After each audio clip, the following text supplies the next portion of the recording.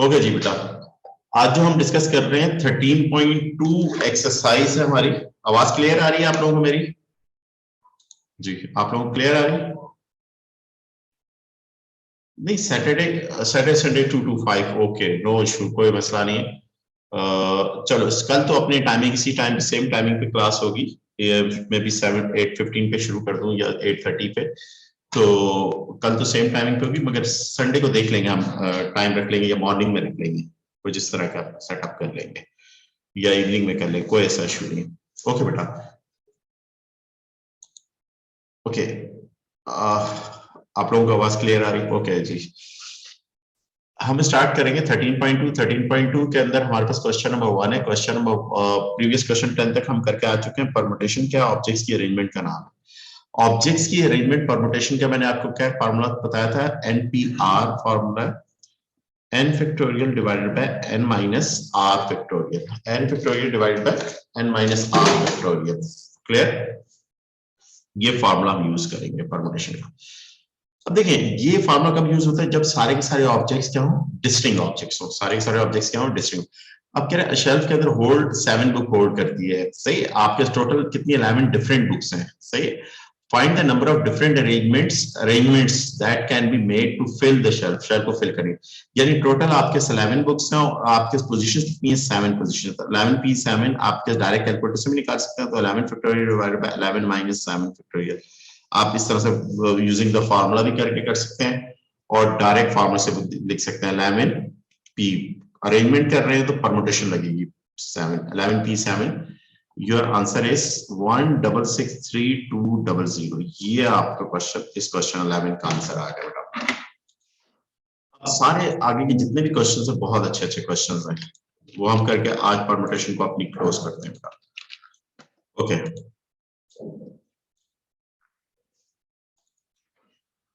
How many ways can आपके जज award first second third prize in, आप कैसे कंटेस्ट, किसी भी कंटेस्ट के 9 पार्टिसिपेंट्स हैं, सही है।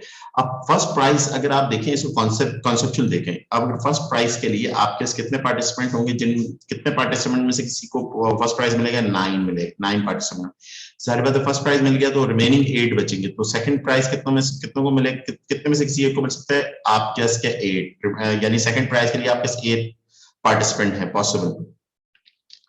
थर्ड प्राइज के लिए कितने पार्टिसिपेंट आपके पॉसिबल है, 7। तो अगर मैं इन तीनों को एक तो अप्रोच ये है, यानी 7 9 मल्टीप्लाई बाय 8 मल्टीप्लाई बाय 7, अगर मैं करूं जो मेरा आंसर आ जाएगा, ये मेरा आंसर आ गया। एक पॉसिबिलिटी, ये मेरा थोड़ा कैलकुलेटर काम नहीं कर रहा।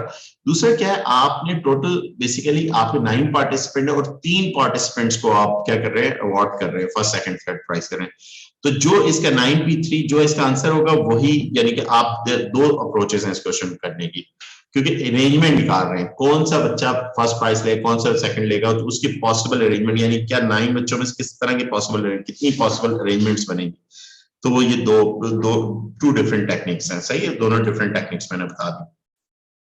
ओके जी, नेक्स्ट क्वेश्चन। आज ये बहुत आसान आसान क्वेश्चन है, असल में क्वेश्चन 15 के बाद शुरू होंगे आपके।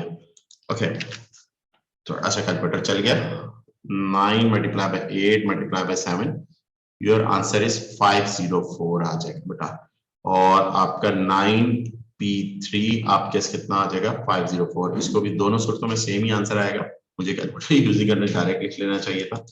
ओके बेटा, इन अ सर्वे 10 characteristics of a teacher are listed. 10 characteristics and teachers की, सही। You asked to indicate in order of importance which 4 of these characteristics make a good teacher, और how many possible आपके responses are there, कितने possible, यानी कि 10 में से 4 के अगर आप करें तो कितने possible, तो 10p direct 10p4 direct calculator से आप निकाल लें, 10p4, तो पॉसिबल क्या बनेगा, 5040 पॉसिबल आपके कैरेक्टरिस्टिक्स बनेगी। यानी कौन सी 4, कोई भी पर्टिकुलर 4 अगर आप लें तो उसकी पॉसिबल कितनी बनेगी, अरेंजमेंट्स बनेगी 5040 बनेगी। ओके, अब आ जाए क्वेश्चन नंबर, अब क्वेश्चन शुरू हो रहा है, क्वेश्चन नंबर 14। क्वेश्चन नंबर 14 के अंदर बेटा क्या कह रहा है, ओके, क्वेश्चन नंबर 14 के अंदर आपके पास है, how many 5-digit numbers can be formed from 2, 3, 5, 7, 8 and 9, यानी कि ये कितने नंबर है? 1 2 3 4 5 6 डिजिट्स हैं। अब 6 डिजिट से 5 डिजिट का आपने नंबर बनाना है और कह रहे हैं इफ नो डिजिट में भी रिपीटेड, कोई डिजिट रिपीट नहीं हो सकता। ये रिपीटेशन आपकी ओ लेवल एड मैथ्स में नहीं है, ए लेवल में है। सही है, रिपीटेशन आप कैसी है। अच्छा बेटा, एक और चीज भी मैं आप लोगों को बताता चलूं। देखें, वैसे तो वो जो आपके कोऑर्डिनेट ज्योमेट्री का कोर्स है वो P1 का है। P1 के बच्चों को मैंने क्लास ली, पूरा कोऑर्डिनेट ज्योमेट्री की 4 वीडियोस में कोऑर्डिनेट ज्योमेट्री का कोर्स है। 4 है या 3 वीडियोस, मुझे याद नहीं। तो आपका वो चैप्टर नंबर 4 है कोऑर्डिनेट ज्योमेट्री, तो वो लिंक भी मैं आप लोगों को शेयर कर दूंगा। तो एटलीस्ट ज्यादातर एडवाइस के क्वेश्चन करवाएं और उनके पास पेपर के क्वेश्चन भी करवाएं, मुख्तलिफ बुक से करवाएं, तो वो आप जरूर कर लीजिएगा। सही है, बस उसमें एक चीज सिर्फ आपके कोर्स में नहीं है, वो आपके आपके नॉन कोऑर्डिनेशन के सॉल्यूशन, वो आपके कोर्स में नहीं, वो लेवल P1 में होती है, जिसको डिस्कस कोऑर्डिनेशन कहा जाता है। उसके अलावा अदर ऑल जितने, यानी जितनी भी तीनों 4 क्लासें ली हैं, चारों मैंने यूट्यूब पे डाली हुई हैं, वो चारों आपका कोऑर्डिनेट के टॉपिक को फुल फ्लैश कवर कर जाएंगी। आप चैप्टर नंबर आपके ऊपर से 4, हाँ चैप्टर नंबर 4 बहुत अच्छे तरीके से कर लोगे। सही, तो वो 4 वीडियोस भी मैं आप लोगों को सेंड करूंगा, उसका लिंक सेंड कर दूंगा, वो देख लीजिएगा। सही है, और मेरा जब मैं 4 चैप्टर करवाऊंगा तो उससे पहले देख लीजिएगा। सही है, आपका कोऑर्डिनेट स्ट्रांग हो जाएगा। अब 5 डिजिट का नंबर बनाने कितने हैं? 6 पॉसिबल डिजिट्स में से। तो आपके पास एक पॉसिबिलिटी है कि आपके पास ये कि इस पोजीशन के लिए आपके पास कितने डिजिट्स हैं? 6 डिजिट है। इस पोजीशन के लिए 5 है, इस पोजीशन के लिए 4 है, इस पोजीशन के लिए 3 है, इस पोजीशन के लिए 2। एक तो ये अप्रोच है आप मल्टीप्लिकेशन की। दूसरी अप्रोच क्या है? आपने 6 है, 6 में से 5, 6p5 आपने कर दिया। 6p5 आप डायरेक्ट कैलकुलेटर से निकालें। 6p5 आपके पास 720, 720 इज योर आंसर। और इसको भी निकालें, ये भी 720 आपके इसके आ जाएगा, आंसर आ जाएगा। तो ये 2 पॉसिबल है, आपके अप्रोचेस जिस तरह से आप करना चाहें कर सकते हैं। इस तरह के क्वेश्चन अगर आया तो 1 मार्क्स का ज्यादा से ज्यादा क्वेश्चन होगा। सही, ओके। असल क्वेश्चन अभी शुरू हो गया आगे। ओके, ये भी आसान क्वेश्चन है। इस आसान क्वेश्चन के अंदर क्या कह रहा है? 5 actors and 8 actresses are available है फॉर अ प्ले के लिए विच रिक्वायर्ड 3 मेल रोल्स हैं और 4 फीमेल रोल्स हैं। सही है।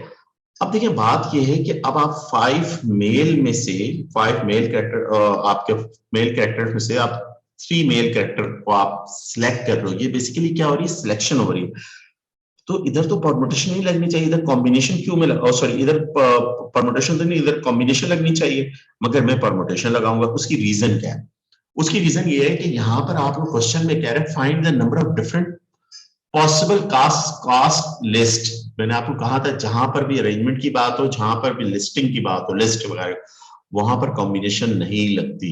सही है, ये एक ध्यान में बिठा लीजिएगा छोटी सी कॉम्बिनेशन। अभी अब मैं नेक्स्ट एक्सरसाइज कॉम्बिनेशन की, जो बहुत इंपॉर्टेंट है, ज्यादातर क्वेश्चन कॉम्बिनेशन से ही आता है। सही है, यानी कि 60% कॉम्बिनेशन के चांसेस होते हैं। एडवांस को कोई भी क्वेश्चन उठा के देख लें, 40% परमुटेशन के क्वेश्चन, यानी पार्ट होते हैं, 2 पार्ट में भी ऐसा होता है, एक पार्ट कॉम्बिनेशन का होता है, परमुटेशन का होता है, जब पूरा क्वेश्चन कॉम्बिनेशन का होता है। ओके, तो इस टॉपिक परमुटेशन कॉम्बिनेशन यानी 2 टॉपिक्स हैं, एक सीपी रूल भी है, वो भी है। अब देखिए 5 आपके एक्टर्स हैं, 8 एक्ट्रेसेस हैं, और आपके उनमें 3 ये होंगे और आपके इसके 4 फीमेल होंगे। Find the different possible cast list. तो 5p3 हो जाएगा मल्टीप्लाई बाय 8p4 हो जाएगा। p सॉरी गलती से c लिख दिया, 8p4 हो जाएगा। इनको मल्टीप्लाई करोगे, दिस आवर आंसर, ये हमारा आंसर है 5। ये इत्तेफाक की बात है, मेरा फिर कैलकुलेटर हैंग हो गया, ये अक्सर हैंग हो जाता है। इसको आप कैलकुलेट कर लीजिएगा बेटा, ये आपका आंसर आ गया। अब मैं खरीदता हूँ, मैं जाके नया कैलकुलेटर। ओके, 15 हो गया। अब देखें शुरू हो रहे हैं क्वेश्चन। सही, 16 के बाद जो क्वेश्चन हैं, और इसके कम से कम मैं क्वेश्चन करवाऊंगा आपको, अच्छे अच्छे और पास पेपर क्वेश्चन भी करेंगे। Question number 16। अब देखिए बेटा, क्वेश्चन नंबर 16 के अंदर क्या कह रहा है? इन क्वेश्चन नंबर 16 के अंदर कह रहा है how many ways 3 boys and 2 girls in a lineup, यानी एक लाइन में 3 लड़के और 2 लड़कियां लाइनअप में ग्रुप पिक्चर के लिए खड़े होते हैं। in how many way can they line up if the boys is to be each hand। अब ये क्वेश्चन में देखिए आपको कह रहा है 5 बच्चों की ग्रुप फोटो की पॉसिबल अरेंजमेंट्स आपसे पूछ रहा है, मगर इस क्वेश्चन में रेस्ट्रिक्शन लगा दी। कि रेस्ट्रिक्शन क्या लगाई? कि कहता है यार 5 बच्चे खड़े होकर तस्वीर खिंचाते हैं, मगर इधर भी लड़का होगा और इस एंड पर भी लड़का, यानी दोनों एंड पर लड़के ही होंगे, और दरमियान में कोई से भी 3 हो, यानी दरमियान में एक लड़का होगा, 2 लड़के होंगे। सही है, क्लियर? तो आपके पास ये कह रहा है इसकी नंबर ऑफ अरेंजमेंट्स बता दें। अब देखिए बात ये है कि जो पहली पोजीशन के लिए आपके टोटल लड़के कितने हैं, टोटल 3 लड़के हैं, तो 3 में से कोई भी एक लड़का इधर पहली पोजीशन में आके बैठे 3p1 करते हैं, और इस पोजीशन में रिमेनिंग 2 बच्चों में से 2 बच्चे एक में से एक बैठ जाएगा। जब भी किसी भी क्वेश्चन में रिस्ट्रिक्शन हो तो सबसे पहले आप रिस्ट्रिक्शन को सेटल करते हैं, देन मल्टीप्लाई करते हैं, जिसको कहते हैं सीपी रूल अप्लाई कर देते हैं, मल्टीप्लाई करते हैं। अब रिमेनिंग पॉपुलेशन कितनी रहेगी पीछे, रिमेनिंग पॉपुलेशन 2 बच्चे साइड 3 पॉपुलेशन रहेगी, 3 टोटल पॉपुलेशन कितनी है 5 है, 3 बॉयज एंड 2 गर्ल्स हैं। अब वो तो जाहिर बात है तीनों की तीनों आपस में शफल कर सकते हैं, कोई ऐसा मसला नहीं, तो 3p3 कर दिया। तो ये आंसर क्या है, 3p1 3 हो जाएगा, 3p3 3 फैक्टोरियल हो जाएगा, 3 फैक्टोरियल मल्टीप्लाई बाय 2, तो ये क्या है 6 6 6 36 पॉसिबल अरेंजमेंट्स हो जाएंगे कि दोनों एंड पर लड़के हों और बीच में बच्चे शफल, बाकी 2 लड़कियां और एक लड़का बीच में शफल कर रहे हो, सही है। तो 36 पॉसिबल अरेंजमेंट्स हो जाएंगे इस क्वेश्चन नंबर 16 के बेटा। ओके, अब आ जाओ क्वेश्चन नंबर 17। ओके बेटा, क्वेश्चन नंबर 17 के अंदर आपके पास क्या कह रहा है, इस क्वेश्चन के अंदर कह रहा है रेस आपके इसके has a first prize, second prize, third prize, 3 prizes हैं आपके प्राइस हैं। 8 runner enter this race and the prizes are awarded to first, second, third in order to merit, merit पे होती है, सही है। Find the number of ways these prizes could be win. ये तो हमें पता है 8 बच्चे हैं, शुरू का पहले इधर से इधर तक करते हैं, फिर आगे बाद में करते हैं। इधर 8 बच्चे और 3 प्राइसेस हैं, 8p3 कर दिया, तो मेरे पास टोटल नंबर ऑफ अरेंजमेंट्स आ जाएंगे, क्योंकि पहली प्राइस के लिए आपके 8 है, दूसरी प्राइस 7 है, तीसरी प्राइस पे 6 है, उस तरीके से कर लेंगे। 8p3 कर लें, 8p3 आप करेंगे तो 8p3 3 3 6 आ जाएंगे। ये तो पहला पैराग्राफ को हमने मैनिपुलेट कर लिया। उसके बाद कह रहे हैं me form and arrange are 2 of 8 runner, यानी ये 2 बंदे हैं जो 8 में से कोई 2 रनर्स हैं, सही है।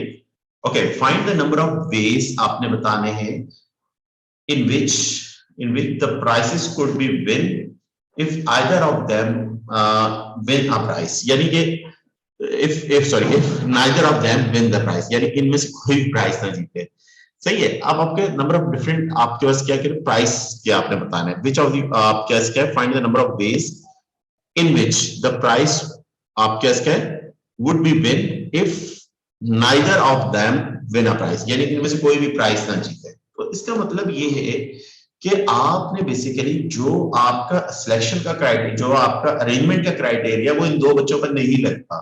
ये 2 बच्चों से अरेंजमेंट्स में आ भी नहीं सकते, तो आ भी नहीं सकते तो आप क्या करेंगे 6p3 कर देंगे, तो 6p3 is your answer. 6p3 आप करेंगे, 6p3 is your answer, is 120 आपके पास आंसर आ जाएगा। कितना आंसर आ जाएगा 120। देखिए क्वेश्चन में आपके एक किस्म की रिस्ट्रिक्शन हो गया, आपने 2 को निकाल दिया, तो आपने 2 को निकाल दिया तो आपने रिमेनिंग 6 पर आपने बात, और रिमेनिंग 6 में से 3 प्राइजेस आपने देनी है, सही है। which prize would be win if neither of them win the prize, सही है। ये आपका क्वेश्चन था, ये भी 17 बड़ा आसान क्वेश्चन था। अब आते हैं नेक्स्ट 18 क्वेश्चन पे आते हैं। अब आ रहे हैं क्वेश्चंस आपके, बड़े अच्छे क्वेश्चंस आ रहे हैं। अब ये देखिए ऐसे क्वेश्चंस को हम किस तरह हैंडल करते हैं, सही है, वो भी चेक करिएगा। अब देखिए क्वेश्चन नंबर 16, क्वेश्चन नंबर 18 के अंदर कह रहा है Amy, Brian and Cheryl and Danny and Eric, 5 बंदे वेंट टू अ कंसर्ट पर जा रहे हैं, ये 5 बंदे। फिर हाउ मेनी अरेंजमेंट्स, कितनी arrangement are possible when they sit 5 adjacent seats। पहले तो ये 5 adjacent seat पे बैठे तो कितना 5p5 होगा, 5p5 का मतलब है 5 फैक्टोरियल, 5 फैक्टोरियल का मतलब है 120 अरेंजमेंट्स हो जाएंगे। ये तो एक सिंपल सा बात है। ए पार्ट में कह रहा है कि आप जस्ट कितनी when हाउ मेनी डिफरेंट, एक तो 5 बंदों की निकाल ली टोटल 120 बन गया। अब ए पार्ट में कह रहा है कि एरिक 5 बंदों की एडजस्टमेंट बैठे, इफ आप कैसे अगर Eric insist on sitting next to Cheryl, आप किस वो कहता है, एरिक कहता है कि मैं उसके साथ ही बैठूंगा, तो आप करो, आप इन दोनों को एरिक और चैरल को कंबाइन कर दो, ग्रुप बना दो आप, यानी कि या एरिक चैरल बैठेगा, चैरल एरिक, यानी 2p2 होगा इनका। पीछे कितने बच्चे पीछे आपके पास टोटल कितने हैं 5 हैं, पीछे 3 बचे हैं, 3। मगर ऑब्जेक्ट कितने बने, ऑब्जेक्ट आपके पास 4 बने, एक ये ऑब्जेक्ट हो जाएगा, एक ये हो जाएगा, एक ये हो जाएगा, एक ये हो जाएगा, सही है बेटा, 4 ऑब्जेक्ट्स हो जाएंगे। ऑब्जेक्ट्स क्योंकि ये जब भी मूवमेंट होगी ना, इनकी अरेंजमेंट की मूवमेंट होगी, ये कंबाइंड मूवमेंट होगी, तो 4 ऑब्जेक्ट्स हो गए। तो इसका क्या आ जाएगा, 4p4 आ जाएगा, मल्टीप्लाई बाय 4p4। तो ये आपके क्या आएगा, 2 फैक्टोरियल इंटू 4 फैक्टोरियल। तो 2 फैक्टोरियल आपके पास कितना होता है, 4 फैक्टोरियल, आपके 4 फैक्टोरियल अगर करें 24 होता है, 24 multiply by 2 it is 48 arrangements हो जाएंगे। जब दो कोई से भी बंदे एरिक और आपके कह रहे हैं कि हम साथ बैठेंगे। बी पार्ट में कह रहे हैं कि आपका brain refuse to sit next to Delhi, यानी कह रहे हैं कि मैं दिल्ली के साथ नहीं बैठूंगा। तो ये तो कोई से भी दो बंदों की बात हो रही है ना, आप समझ रहे हैं एरिक और चिल की बात हो रही है, कह रहे हैं हम साथ, आप कह रहे हैं साथ नहीं बैठेंगे। तो इसका आंसर तो बहुत आसान है, क्योंकि कोई से भी दो बंदे अगर एक साथ बैठे, उनके नंबर वो अगर जब भी वो आपने इस तरह से सिटिंग अरेंजमेंट करेंगे कि दो बंदे जिद करेंगे हम साथ ही बैठेंगे, तो उनको एक ग्रुप बना लें आप, जैसे ए पार्ट में किया और टोटल नंबर ऑफ अरेंजमेंट निकाली, 48 अरेंजमेंट्स आ गए 5 बंदों के। मगर फिर कह रहे हैं कि कोई से भी दो बंदे एक साथ बैठ नहीं बैठेंगे, रिफ्यूज करते हैं एक साथ बैठने को। तो दैट मींस आपने टोटल अरेंजमेंट्स निकाले, और टोटल अरेंजमेंट्स आर 120। 120 में से वो माइनस कर दें जिसमें एक साथ बैठे हुए हैं, एक साथ बैठे हुए हैं, तो आप माइनस कर देंगे तो 120 माइनस 48 आ जाएगा, सही है, माइनस 48, ये आपका क्या आ जाएगा, 72 आ जाएगा। ये आपका आंसर आ गया बेटा, क्लियर। एक और मेथड भी है, वो उसको गैप मेथड कहा जाता है, सही। आपका लेवल अभी बहुत छोटा है, एडमेस में S1 में वो गैप मेथड आपको बताऊं, क्योंकि S1 की परमुटेशन बहुत ज्यादा खतरनाक होती है, यहाँ पर इतनी खतरनाक नहीं है, सही है। ओके, ये क्वेश्चन 18 था, जो पास पेपर के समझ लीजिए क्वेश्चन था, एक किस्म का ऐसे ही क्वेश्चन आते हैं, इतने कॉम्प्लिकेटेड क्वेश्चन नहीं होते। अब आते हैं क्वेश्चन 19, ये तो है ही पास पेपर क्वेश्चन, पुराना पास पेपर क्वेश्चन है, सही बेटा। अब देखिए इस क्वेश्चन के अंदर, देखिए क्वेश्चन के अंदर कह रहे हैं each of 7 children, each of 7 children is turn throw a ball once at a target, सही है, एक के बाद एक target. Calculate the number of ways the children can be arranged in order to make the throw, यानी कि 7 बच्चे हैं, जाहिर बात है एक के बाद दूसरा थ्रो कर रहे हैं, दूसरा पे दूसरा थ्रो कर रहे हैं, तो कितने पॉसिबल बेस होंगे, अरेंजमेंट्स होंगी, 7p7 7 फैक्टोरियल होगी।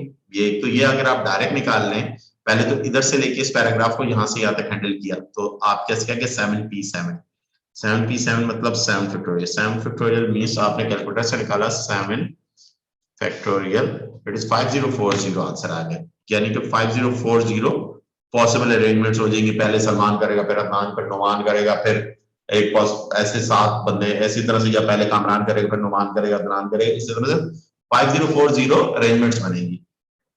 आपको सारी अरेंजमेंट्स बना के नहीं दिखानी, उनकी क्वांटिटी को बताने, मेजर करनी है।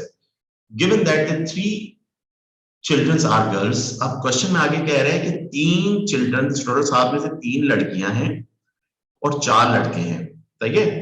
Calculate the number of ways the children can be arrange in order. अब पहले पार्ट में आपको कह रहे हैं कि successive throw are made boys and girls alternatively, सही है, यानी कि आपके पास क्या कह रहा है, पहले लड़का थ्रो करे, फिर लड़की करे, फिर लड़का करे, फिर लड़की करे, फिर लड़का करे, फिर लड़की करे, तो सक्सेसिव थ्रो करे। आप सक्सेसिव थ्रो करे तो आपके पास क्वेश्चन में क्या कह रहे हैं, 3 बॉयज हैं, 4 गर्ल्स हैं, तो इसका मतलब है पहले लड़का करेगा थ्रो और फिर लड़की करेगी, फिर लड़का करेगा, फिर लड़की करेगी, फिर लड़का करेगा, फिर लड़की करेगी, फिर लड़का करेगा, क्योंकि अगर पहले लड़की करे तो आखिर में 2 लड़के एक साथ आ जाएंगे, तो वो गलत बात हो जाएगी, क्योंकि सक्सेसिव थ्रो कह रहा है ना, तो इसका लड़कों की तादाद ज्यादा है, तो पहले लड़का करेगा, फिर लड़की करेगी, फिर लड़का करेगा, फिर लड़की करेगी। अगर आपने पहले लड़की को थ्रो करवा दी तो आखिर में 2 लड़के आ जाएंगे, तो वो ये स्टेटमेंट इनवैलिड हो जाएगी, अल्टरनेटिव की स्टेटमेंट इनवैलिड हो जाएगी। तो पहली पोजीशन के थ्रो के लिए कितने लड़के हैं, 4 लड़के हैं, 4 लड़के हैं, तो 4p1 आपके हो गया, पहली के लिए आपके 4p1, और सेकंड पोजीशन के लिए कितनी लड़कियां हैं, 3 लड़कियां, 3p1 हो जाएगा, सही बेटा। थर्ड पोजीशन के लिए कितने लड़के हैं, आपके 3 लड़के हैं, 3p1 हो जाएगा, और इसके लिए आप कितनी लड़कियां, 2 लड़कियां, 2p1 हो जाएगा, सही बेटा। और इसके लिए आप कितने लड़के हैं, 2 लड़के, 2p1 हो जाएगा। अब एक लड़की 1p1 हो गया, और ये भी 1p1 हो गया, सही है बेटा, ये कॉन्सेप्ट हमने यूज किया। अब हमने क्या किया, 4 into 3 into 3 into 2 into 2 into 1 into 1. तो आप कैसे क्या हो जाएगा 4 मल्टीप्लाई बाय 9 मल्टीप्लाई बाय 4 सही है 16 9 is 16 multiplied by 9 16 multiplied by 9 your answer is 144 कितना आ जाएगा 144 अरेंजमेंट्स आ जाएंगी किस अल्टरनेटिव लड़का लड़की थ्रो करे सही ये आपका क्वेश्चन था इस क्वेश्चन का ये आपके पास ए पार्ट था बी पार्ट में क्या कह रहा है कि आपने क्या करना है बी पार्ट के अंदर क्या कह रहा है calculate the number of days the children can be arranged in order that a girl take first row and boy take last row यानी टोटल 7 बच्चे हैं तो पहली कह रहा है लड़की थ्रो करेगी और आखिरी लड़का करेगा सही है जब भी अब ये इसमें क्वेश्चन में भी हर देखिए ए पार्ट में भी रिस्ट्रिक्शन थी बी पार्ट में तो रिस्ट्रिक्शन को हैंडल करेंगे देन मल्टीप्लाई कर देंगे सी की रूल अप्लाई कर देंगे अब पहली लड़की करेगी तो पहली थ्रो के लिए आपके पास कितनी लड़कियों की चॉइस है तीन में से कोई सी भी एक लड़की करेगी थ्रो और आखिरी लड़का करेगा तो लड़कों की कितनी चॉइस है आपके पास आखिर में अगर लड़का किसी 4 में से किसी एक लड़के को आखिरी थ्रो के लिए आप फिक्स करोगे 4p1 हो जाएगा क्या हो जाएगा 4p1 आपके पास आ जाएगा बेटा अब बीच में आपके पास कितने होंगे बीच में आपके पास कितनी पॉपुलेशन हो जाएगी 5 पॉपुलेशन रह जाएगी वो 5 कोई से भी लड़के लड़की मिक्स होके तो 5p5 हो जाएगा सही बेटा ये आपने रिस्ट्रिक्शन को हैंडल कर लिया तो ये आपका आ जाएगा 3 factorial into 5 factorial into 4 factorial सही है और ये सॉरी 4 फैक्टोरियल का 4p1 4 होता है थैंक यू सॉरी बेटा सही है और इट इज 12 5 ये आप 3 4 आप जस्ट क्या हो जाएगा 12 हो जाएगा और ये 120 हो जाएगा तो ये 1440 नंबर ऑफ अरेंजमेंट्स आ जाएंगे सही है बेटा ये आपके अरेंजमेंट्स आ गए क्लियर वैसे अगर कोई रिस्ट्रिक्शन नहीं थी तो टोटल कितने थे 5040 थे और रिस्ट्रिक्शन क्वेश्चन में आ गई तो क्वांटिटी कम होना शुरू हो गई क्योंकि क्वेश्चन में रिस्ट्रिक्शन इन्वॉल्व होगी ये वो क्वेश्चंस हैं जो पेपर में आते हैं सही है बहुत सिंपल होते हैं अब जब आप ए लेवल S1 के पढ़ेंगे आप स्टैटिस्टिक्स पढ़ेंगे उसमें परम्यूटेशन कॉम्बिनेशन पढ़ेंगे आप कहेंगे फिर कहेंगे कि एडवांस की परम्यूटेशन कॉम्बिनेशन तो बहुत आसान थी सही है एडवांस में सिर्फ एक ही चीज डिस्कस करेंगे आप परम्यूटेशन के अंदर वो रिस्ट्रिक्शन है जबकि ए लेवल में अदर 4 चीजें जब आप distinct object not distinct object repetition allow not repetition allow और उसके अंदर भी फिर अदर केसेस हैं आपके पास लाइक ऑब्जेक्ट अनलाइक वगैरह वो बता चुका हूं वो कंडीशंस आप करते हैं ओके बेटा नेक्स्ट क्वेश्चन नंबर 20 बेटा क्वेश्चन नंबर 20 के अंदर आपके पास क्या कह रहा है question calculate the number of arrangements of the letter of the word include अब इंक्लूड के अंदर sorry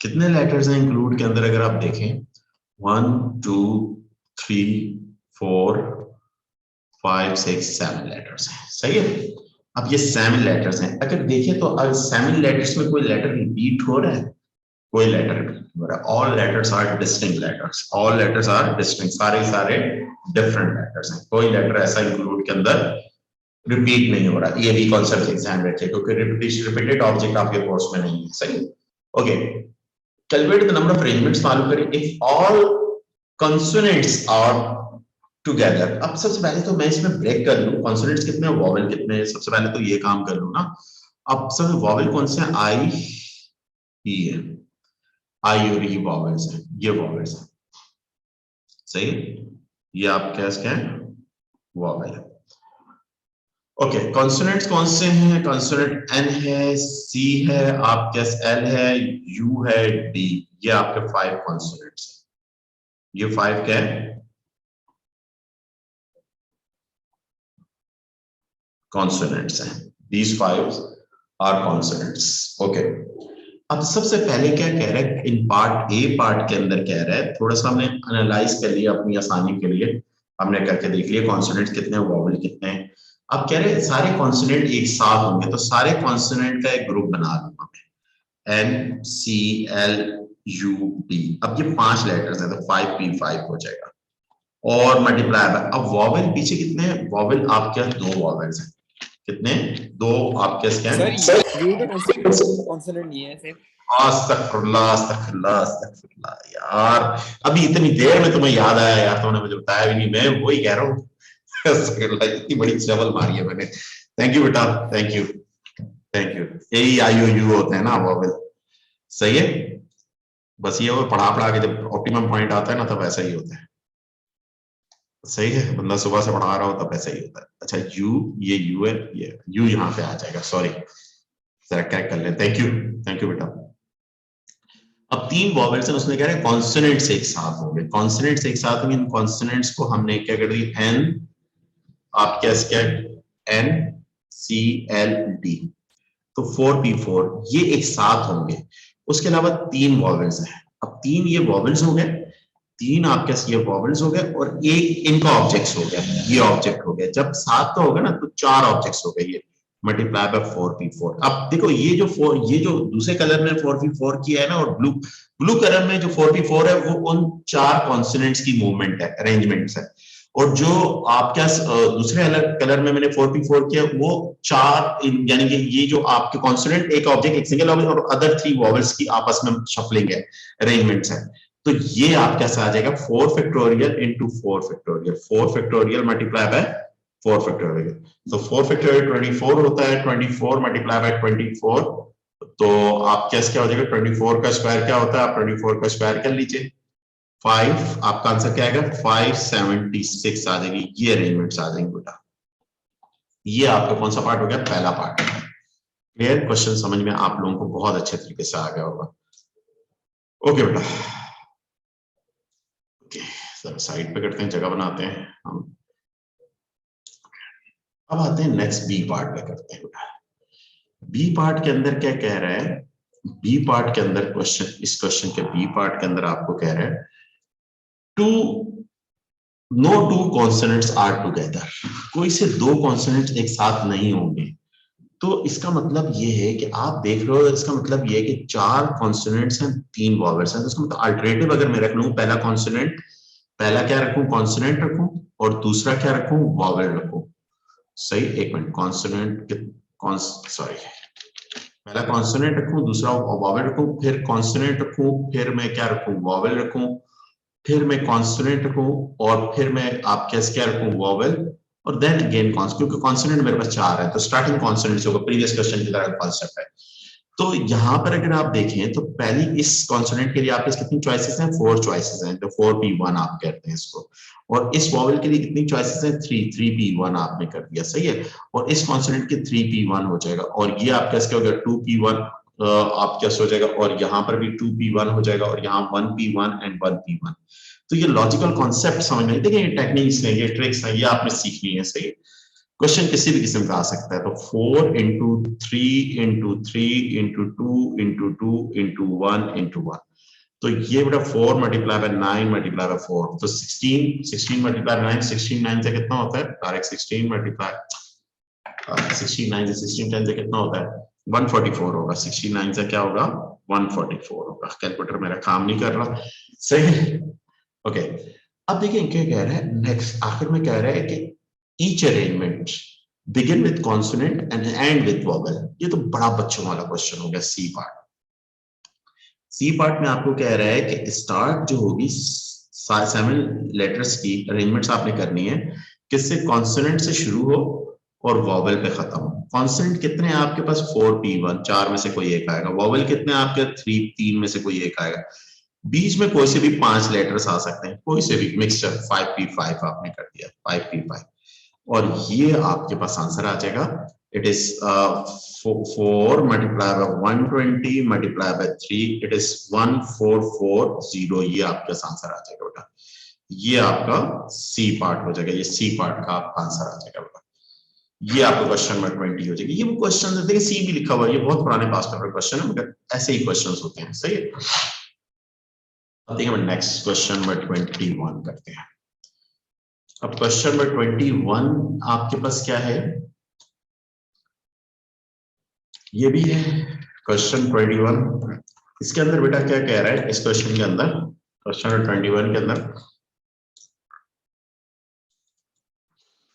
how many numbers between 2000 से 5000 के दरमियान कितने नंबर्स हैं can be made from the digit 1 2 3 4 5 and 8, यानी इन 6 डिजिट से मिलके बने। कौन कौन से 6 डिजिट है? 1 है, 2 है, 4 है, 5 है, 7 है और 8। इन 6 डिजिट से मिलके 4 डिजिट्स के कितने नंबर्स होंगे जिनकी आप क्या जो के 2000 से बिटवीन होंगे, 5000 के बिटवीन होंगे, बिटवीन कितने नंबर्स होंगे? अब देखिए नंबर्स आपका 4 डिजिट का होगा, नंबर आपके पास क्या होगा? 4 डिजिट नंबर। कितना डिजिट का नंबर होगा? 4 डिजिट का नंबर होगा, सही है। अब नंबर अगर 2000 से बड़ा है और 5000 से छोटा है तो इसका मतलब इस प्लेस पे आपके पास क्या होगा? 2 आएगा या 4 आएगा। तो पहले हम 2 फिक्स करते हैं। 2 फिक्स करते हैं तो इसका मतलब ये है कि यहाँ ये 3 शफल करेंगे, सही है। ये 3 आप कैसे करेंगे? शफल करेंगे। तो 1p1 इस 2 को फिक्स कर दिया 1 2, और इधर 3 लेटर्स। अब हमने कितने लेटर मैंने यूज किया? सिर्फ एक लेटर यूज किया, रिमेनिंग मेरे पास 5 लेटर है। तो 5p3 कर दिया, 5p3 ये मैंने निकाल कर रख दिया। 1p1 1 होता है, 5p3 मेरे पास क्या होता है? 5p3 मेरे पास 60 होता है। तो इसका आंसर मेरे पास क्या आ गया? 60 आंसर आ गया। अब मैंने क्या किया, मुझे पता है इधर अगर मैं 3 को फिक्स करूं, सॉरी 4 को फिक्स करूं, तब भी नंबर 5000 से लेस ही होगा, ग्रेटर देन 2000 होगा, लेस देन 5, क्योंकि 1 नहीं रख सकता पहली प्लेस पे, 8 नहीं रख सकता, 7 नहीं रख सकता, 5 नहीं रख सकता, क्योंकि नंबर 5000 से बड़ा हो जाएगा। 1 रखूंगा तो 2000 छोटा हो जाएगा, 5 रखूंगा तो 5000 से बड़ा हो जाएगा, 7 रखूंगा 5000 से बड़ा होगा, 8 रखूंगा तब भी बड़ा होगा, मगर 4 रखूंगा पहली प्लेस पे तो नंबर 5000 से बड़ा नहीं होगा। तो यहाँ पर 1p1 हो गया, यहाँ पर 3, 5 में से 3, 5p3, सही है, वही बात हो गई। तो आपके पास क्या हो जाएगा? 1 into 60, 1 into 60 60 आ गया। मैं इसको डायरेक्ट भी कर सकता था, देखिए, मगर मैं आपको एक वे बता रहा हूं। तो इसका आंसर क्या है? 60 प्लस 60, 60 प्लस 60 120 आ गया। एक टेक्निक बता रहा हूं हैंडल करने की, क्योंकि 2 and 4 both numbers are distinct number है, सही है। अगर 2 आपके पहली प्लेस पे आ जाए और जारी बात है रिमेनिंग नंबर्स में से कोई एक आएगा, तो इस क्वेश्चन को आप डायरेक्ट भी इस तरह से कर सकते थे आप, जस्ट इस क्वेश्चन को। मगर कुछ क्वेश्चन बीच में ऐसे आएंगे जहां पर ऐसे हर किसके पॉसिबल पार्ट को आपने अलग अलग करके देन प्लस करेंगे, सही है। ऐसे क्वेश्चन भी हैं पास पेपर के अंदर। तो इधर 2 आ सकता है या आप क्या 4 आ सकता है। तो 2 में से कोई एक नंबर आएगा, 2p1 कर दिया, एक नंबर इधर फिट हो गया, तो पीछे 3 में से कोई सा भी एक होगा। अब 3 5p3, 5p3 क्या होगा?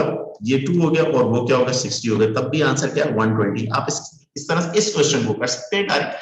कुछ क्वेश्चन होंगे ऐसे होंगे उनको इस तरह से हैंडल डायरेक्ट नहीं कर सकेंगे, सही है। डायरेक्ट करेंगे तो गलत हो जाएगा, तोड़ के करेंगे, तोड़ के। मगर एड मैथ्स में इतना कॉम्प्लिकेटेड नहीं आता, आप कर सकते हैं डायरेक्ट, सही है, क्लियर। ओके, नेक्स्ट क्वेश्चन में आप कैसा आ गए? ओके, क्वेश्चन नंबर 22, सही है बेटा।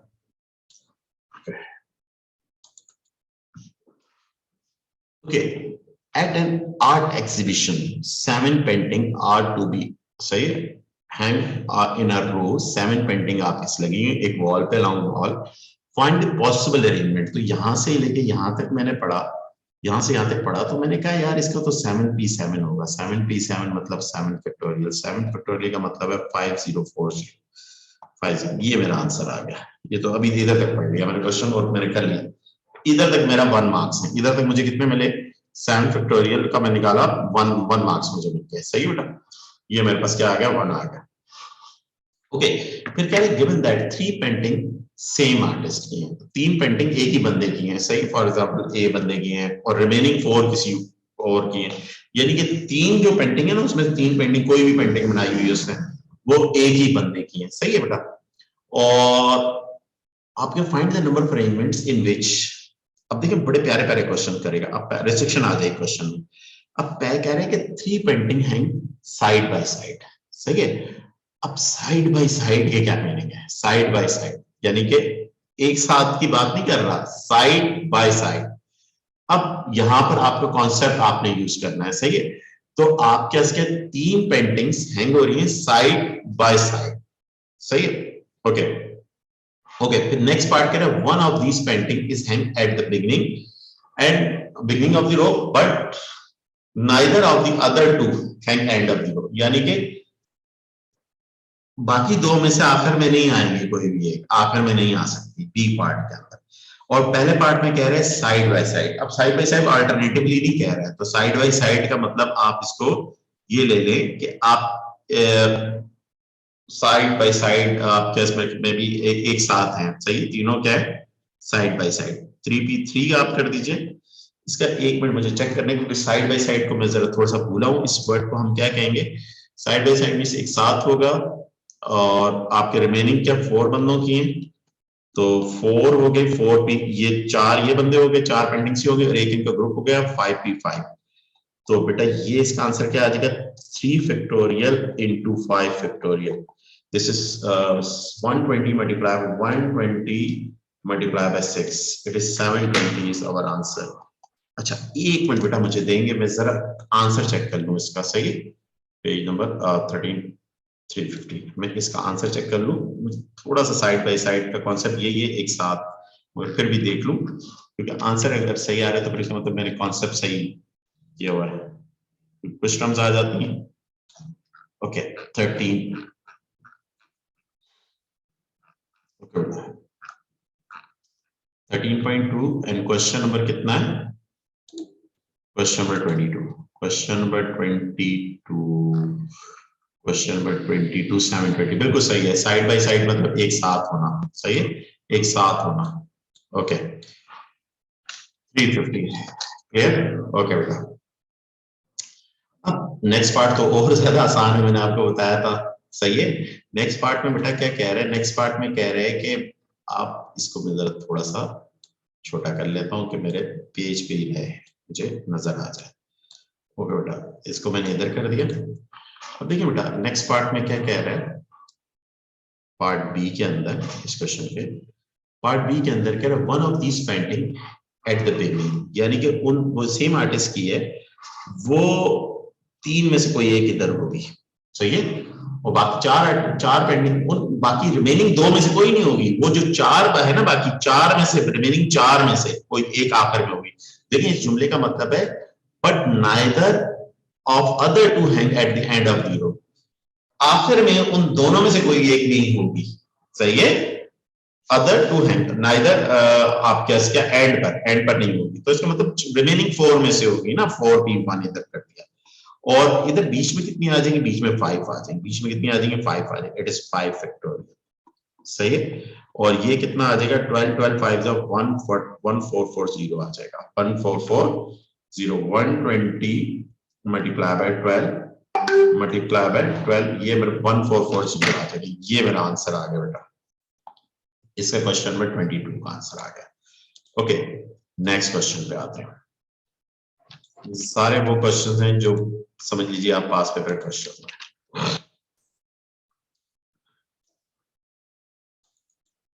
Calculate the number of different permutation of all letters A, B, C, D, E, F. ये कितने लेटर्स हैं, 6 लेटर्स। पहले पार्ट में कह रहे हैं कोई रेस्ट्रिक्शन ना हो, तो 6p6 क्या होता है 720 होता है, 6p6 कितना होता है 720 आपकी अरेंजमेंट्स आ जाएंगे, कितनी अरेंजमेंट्स आ जाएंगी आपकी 720 आपकी अरेंजमेंट्स आ जाएंगी। ओके अब आगे बढ़े बी पार्ट में। बी पार्ट में आपको कह रहे हैं कि कहते हैं a and b are adjacent to one another, यानी ए और बी एक साथ होंगे, तो उनको ग्रुप कर लें, कंबाइन कर लें ए और बी को, ए और बी, तो 2p2 इनका हो जाएगा। और पीछे लेटर कितने बचे 4 लेटर्स बच गए पीछे लेटर, अब 4 ये हो गए, 4 ये लेटर्स हो गए, और आप कैसे एक इनका ऑब्जेक्ट हो गया 4 और 5 मल्टीप्लाई बाय 5p5। ये जो 5p5 है ये 4 ऑब्जेक्ट्स की 5 ऑब्जेक्ट्स की अरेंजमेंट है, और ये 2p2 के ए और बी की पॉसिबल अरेंजमेंट, यानी ए भी हो सकता है और बी ए हो सकता है, सही है। तो इसका आंसर क्या है 2 फैक्टोरियल मल्टीप्लाई बाय 5 फैक्टोरियल, तो 120 मल्टीप्लाई 240 आपका आंसर आ जाएगा इसका बी पार्ट का। इसी तरह से इस क्वेश्चन का सी पार्ट देखिए बेटा। सी पार्ट में कह रहे हैं कि first letter is a b और सी, यानी ए बी में कोई होगा, और ये तो बड़ा बच्चों वाला क्वेश्चन है, यानी इन सबको करना है, अरेंज करना है, तो पहले शुरू के 3 में से कोई होगा, ए बी सी में से होगा, तो इधर आपके इसका 3p1 इधर आ गया, और आखिर में कौन होगा, आखिरी की 3 में से 3p1 ये हो गया, और बीच में कौन होंगे, बीच में कितने टोटल लेटर्स, कितने लेटर्स हैं, 7 है 6 हैं, 3 2 5 6 लेटर्स हैं, सॉरी मैं 7 कर चुका इधर, ये 4 और 2 6 है, नहीं 6 है, सही है 6 है, और तो आपके 3p3 सही, और रिमेनिंग बीच में कितने आ जाएंगे, बीच में कितने लेटर्स आ गए, 5 लेटर्स आ गए बीच में, नहीं 4 आएंगे ना, क्योंकि 2 हमने सेट किए, 6 है टोटल, बीच में 4 आ जाएंगे, तो 4p4 हो जाएगा, सही बेटा, ये 4p4 आपने कर दिया, ये 3 हो जाएगा, ये 4 फैक्टोरियल हो जाएगा, ये 3 हो जाएगा, 4 फैक्टोरियल 24 होगा, 24 मल्टीप्लाई बाय 9, 3 3 से क्या हो जाएगा 9 हो जाएगा, 24 मल्टीप्लाई बाय 9 216 आपका आंसर आ जाएगा, कितना आंसर आ जाएगा 216 आपका आंसर आ जाएगा। ये क्वेश्चन नंबर 23 था, ये अरेंजमेंट है, अरेंजमेंट के ऑब्जेक्ट्स की को लिस्टिंग करना, एक यानी कि ऑर्डर की इंपॉर्टेंस यहाँ पर हो, यानी कि ए बी एक अलग अरेंजमेंट है, बी एक अलग अरेंजमेंट है, यानी उसमें ऑर्डर की इंपॉर्टेंस, वहां पर जहां पर ऑर्डर की इंपॉर्टेंस होती है वहां पर परमुटेशन यूज होती है, वहां पर क्या यूज होती है, परमुटेशन यूज होती है, सही बेटा। ओके बेटा, ये लास्ट क्वेश्चन है 13.2 का, देन हम शुरू करते हैं फिर 13.3 कॉम्बिनेशन, पहले बताता हूँ आपको क्या होती है और फिर क्वेश्चन करवाता हूँ। अब देखिए बेटा, कह रहा है कि 9 different books are to be arrange on a, आपके बुक शेल्फ के अंदर, 4 of these books were written by Shakespeare two Dickens and 3 का कॉनरेड के अंदर, कॉनरेड ने आपके, ये भी लिख लेते हैं भाई, आपके टोटल आपके 9 बुक्स हैं, 4 किसने लिखी है, शेक्सपियर ने, 2 किसने लिखी है, डेकन ने, 3 किसने लिखी है आपके इसके कॉनरेड ने। ओके, ये हमने अपनी आसानी के लिए लिख लिया। अब आपके पास क्या कह रहे हैं कि अरेंज करो इस तरह से, how many possible arrangements, possible arrangement possible permutation, arrangement meaning permutation और दीज इफ, पहले पार्ट के अंदर। अब पहले पार्ट के अंदर बेटा क्या कह रहे हैं, पहले पार्ट के अंदर books of Conrad must be next to each other, Conrad की कितनी बुक्स हैं, 3 है, अब इन तीनों कह रहे हैं एक साथ होंगी, तो इन तीनों को आपने क्या कर दिया, 3p3 कर दिया, क्या कर दिया 3p3 कर दिया, बाकियों के बारे में कुछ नहीं कह रहा, बाकी जिस तरह से हो कोई मसला नहीं है, बाकी कितनी बुक बची, 3 को आपने की, बाकी 6 बुक्स बची, ये 6 3 ये और ये 6, अब 6 हो गई, तो इसका मतलब ये है कि 1 2 4 5 6 और एक ये ऑब्जेक्ट हो गया, मल्टीप्लाई बाय 7p7, तो 3 फैक्टोरियल इंटू 7 फैक्टोरियल, तो 7 फैक्टोरियल आपने निकाला, 7 फैक्टर 5040 हुआ, 7 फैक्टोरियल आपके इसका 8, सॉरी बेटा 7 फैक्टोरियल आपके पास आया 5040 मल्टीप्लाई बाय 6, इस नंबर ऑफ अरेंजमेंट्स क्या आ जाएंगी 30240, ये आपका पहला पार्ट हो गया जो कि बहुत ज्यादा आसान था, बहुत ज्यादा आसान था, ये हमने पहला पार्ट कर लिया, जो हम अभी तक बहुत दफा करके आ चुके हैं, इस तरह के लॉजिक को यूज करके आ चुके हैं, सही बेटा, ये हमारा पहला part. In part b, in part b के अंदर the book by Dickens are separated from each other, Dickens की बुक्स क्या हो, एक साथ ना हो, वो ये कह रहा है, डेकन की है ही 2 बुक्स, अब जब है ही 2 बुक्स डेकन की, अब वो क्या कह रहे हैं, वो एक साथ ना हो, अब डेकन की बुक को हमने क्या किया, एक साथ कर लिया, उनको कंबाइन कर लिया, अब Deccan D1 and D2, Deccan की ये 2 बुक्स हैं, सही है, कोई भी स्टार कर दूं मैं, स्टार, ये 2 बुक्स को एक साथ किया, 2p2 आया, पीछे कितनी बुक्स बची, 7 बुक्स बची, सही है, 7 बुक्स आपके 4 3, ये 3 3 6 और ये 7 बुक्स बच गई, 7 ये हो गए और एक ये हो गया 8p8 हो गया, 8p8, ये बेटा मेरे पास वैल्यू क्या है, इसकी वैल्यू मेरे पास आई 8 factorial multiply by 2, multiply by 2, ये मेरे पास आ गया 80640, ये तो मेरा आंसर नहीं है, ये 8040 तो हुआ है जिसमें डेकन की बुक एक साथ होंगी, उसने कहा है कि आपके Dickens are separated from each other, यानी एक साथ ना हो, तो टोटल कितनी 9 बुक, 9 फैक्टोरियल में से आप ये 80664 9 फैक्टोरियल मतलब कोई रिस्ट्रिक्शन ना हो, तो उसमें से ये माइनस कर देंगे 9 फैक्टोरियल में से, तो आपके वो अरेंजमेंट्स आ जाएंगे जब ये डेक्कन की बुक एक साथ नहीं होगी, एक साथ नहीं होगी। सही बेटा, क्लियर? ओके, ये 282240 आपके पास हो गया। सही है, ये आपका बी पार्ट आपके पास हो गया। अब देखिए, अब आपका सी पार्ट बड़ा जबरदस्त पार्ट है, सी पार्ट बहुत जबरदस्त पार्ट है। यानी समझ लीजिए कि इस क्वेश्चन का सबसे, जिसमें आप गैप मेथड यूज करोगे, नॉर्मल टेक्निक से आप बड़ी मुश्किल से कर तो लोगे, मगर थोड़ा ट्रिकी हो जाएगा, ज्यादा दिमाग लगाना पड़ेगा आपको। सही है, उसमें आपको पेयर बनाने पड़ेंगे, पेयर बना के आपको काम करना, जो लेंदी वर्क है, जो एटलीस्ट 2-3 मिनट ले जाता है आपके। सही है, आपके पास क्या है, in part C how many possible permutation the book by Conrad are separated from each other. Conrad की बुक्स कितनी, कॉन्ड्रेट की 3 बुक्स है, वो कहता है वो एक साथ ना हो, अलग अलग हो। अब एक साथ की तो हमने निकाल चुके हैं पहले वाले पार्ट में, मगर वो 3 के एक साथ होने की निकाल चुके हैं। इसमें तो कोई सी भी 2 भी एक साथ हो सकती है ना, कोई सी 2 भी एक साथ हो सकती हैं। तो अब हम क्या करेंगे, अब हमारे पास क्या है, अब हमारे पास रिमेनिंग कॉर्डिनेट की बुक। अब मैं आपको गैप मेथड टेक्निक से क्वेश्चन करवा रहा हूं, जो बहुत ही सिंपल टेक्निक है, याद रखिएगा बात। ये कब यूज होती है, देखें, जब आपके पास, अगर आप देखें, उसने कहा है कि कॉर्डिनेट की बुक एक साथ ना हो, तो 3 किताबें हैं, 3, हम एक तो ये तरीका है कि आपका 3 को एक साथ कर लूं, 9 फैक्टोरियल में से माइनस कर दूं, तो मेरे पास आंसर आ जाए। वो आंसर सही नहीं होगा। क्यों सही नहीं होगा? क्योंकि उस आंसर में ये भी होगा कि 2 कॉर्डिनेट की बुक एक साथ, कॉर्डिनेट की बुक एक साथ होंगी। तो इधर तो क्वेश्चन में क्या, कोई भी एक साथ ना हो, एक साथ अलग अलग हो। अब अलग अलग में अल्टरनेटिव भी नहीं कर सकते, क्योंकि अदर 4 बुक्स हैं, वो डिफरेंट है। अब उसमें अल्टरनेटिव कर नहीं सकता, तो पेयर किस तरह से मैं बनाऊं? अब वो भी एक खतरनाक काम है, हो नहीं पाएगा मेरे पास।